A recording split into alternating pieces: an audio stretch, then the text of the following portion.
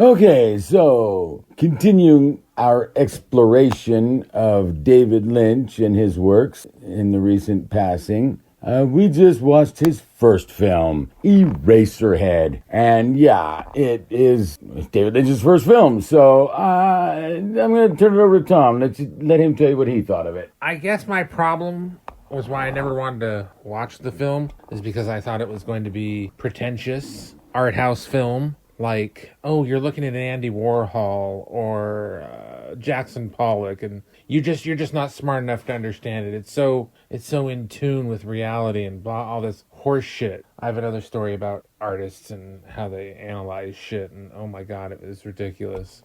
Right. I don't know that much about art, but I know what I like. So, and it was basically that. It was a pretentious art house film. I can see why somebody picked him to try and do Dune, and I think Dune is a far more successful film, even though it's still out there. We gotta figure, Dune was based upon Work, existing, yeah. And he directed it, but wasn't necessarily like in charge of like the final cut producer. But you know what I'm saying. So it's a different dynamic in that one. But this is just like it's like a kid with a handgun. It was not.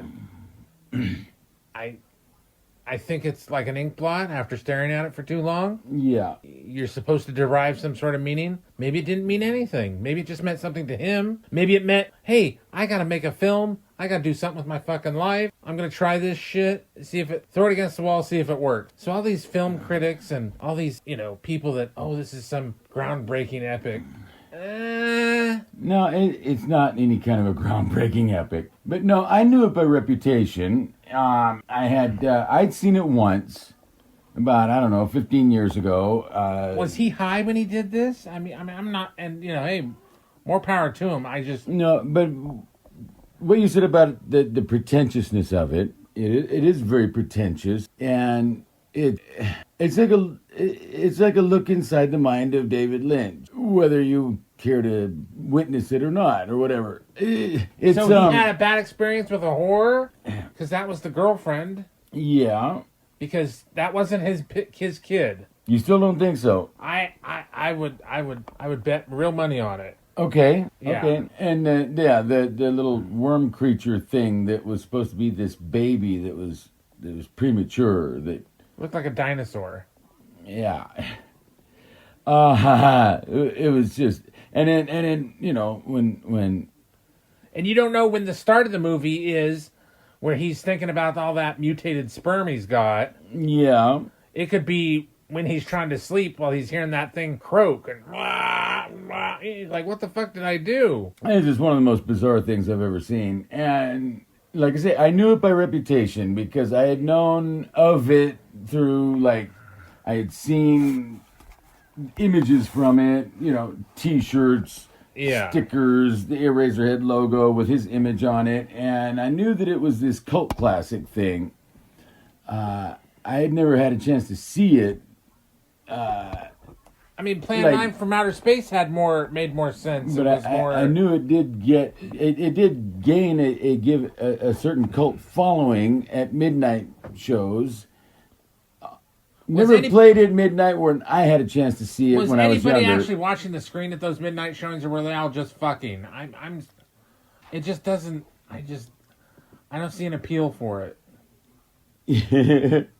And it is. It's when you get all done with it, you're just, what was the point? Yeah. What was this supposed to even be? What was he trying to communicate? Yeah. It's just one of the most bizarre things, but it has the distinction of being his first film. Yeah, no, I'm not. I'm just saying. It's one of those things that you should see at some point in your life, just so you have it and you know firsthand. I'm going to have to disagree. Whether or not you ever want to come back to it. I'm going to say that's a hard pass. Don't even bother. Just watch Twin Peaks. That's good enough. Right. I mean, you kind of have to be kind of a hardcore, diehard Lynch fan to really want to see this and really appreciate it, or How if can you it's appreciate if it it? Yeah. even is appreciable like that. Yeah. Yes, because it's just. I mean, I'm not. Oh, but I'm trying to. What was he trying to say? What was going on? It was like the whole world that it was set in was all. Which I don't mind. It was just kind of weird and bizarre. I mean, I've seen Brazil. I get it. Yeah. Yeah. So I'm not offended or like, oh, I can't handle this. Give me something. But at the end of the day, Give me something. you just come out of going, what was the point? Sort of like What did I just sit through? sort of like episode 8. Like, really? Yeah. What was the point? What? Yeah. What was this really supposed to, Convey. And Yeah. and I just can't help thinking that it was just David Lynch's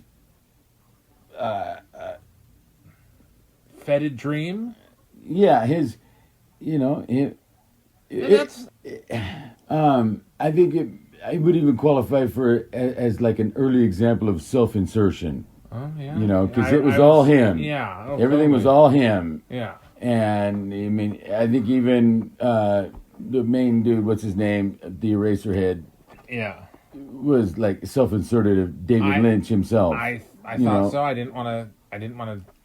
Didn't want to go there Didn't want to say it because I was like, because they didn't know that term hadn't been coined in 1977. No, I really don't. no, that's not. But that's not why. I just was like, well, I think he had a bad experience with somebody, and this is his Maybe he was method of processing working through it. Yeah, Yes, but I'm just like, but still, it was I'm like, no thanks. very bizarre. Yeah, And not for everybody. It's an acquired taste. it's not for me, and believe me, I've been to one end of this galaxy and another, and Jesus Christ, I've seen a lot of shit, Yeah. a lot of weird stuff, but this does take the cake. And no, I like a little bit of weird, Yeah, but this was fucking weird. yeah, this was Like way weird. yeah, Bizarre. yeah, And not my cup of Darjeeling.